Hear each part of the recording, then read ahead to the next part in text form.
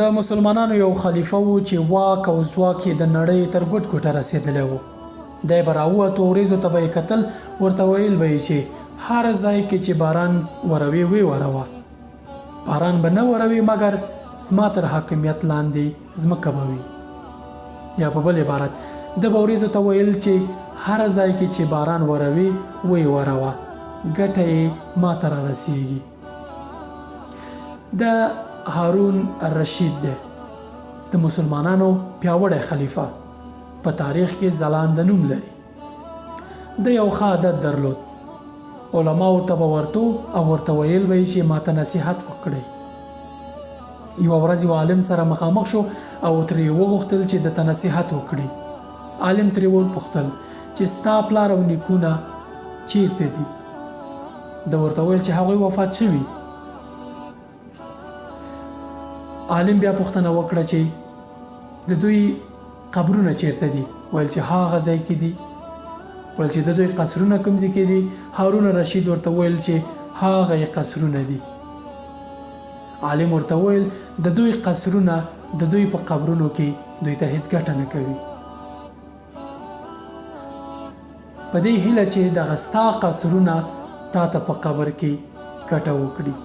عالم ته یې ویل چې نور نصیحت راته وکړه.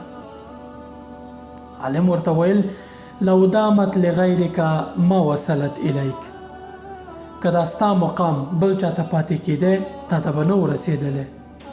د هارون رشید وضعیت د دې خبرې په اورېدو خراب شو او دته یې یو لیک ولیکو چې لاړ شه خزانې والا به تا ته پیسې درکړي. پوهېږه عالم ورته څه وویل؟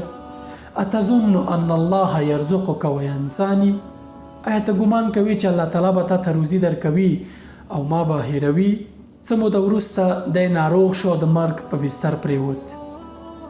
هارون رشید امر وکړو چې د ټول ځواکونه د نړۍ له ګوټ ګوټه راټول شي او په یوه لوی میدان کې دی ورته راټول شي.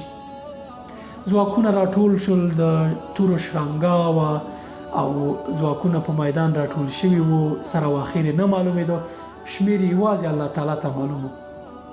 هارون رشید له خپل اطاقه راووتو او دوی ته په کتو شو، له سترګو یې اوښکې وبهېدې.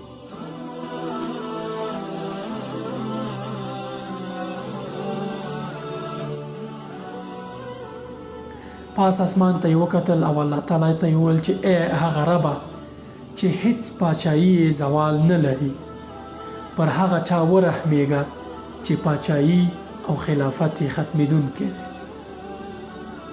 په همدې بیرته ننوتو خپل اطاق ته په ژړا ژړا بالاخره یې ساه ورکړه. سلام من الله علیکم ورحمة من لدنه وبرکاته.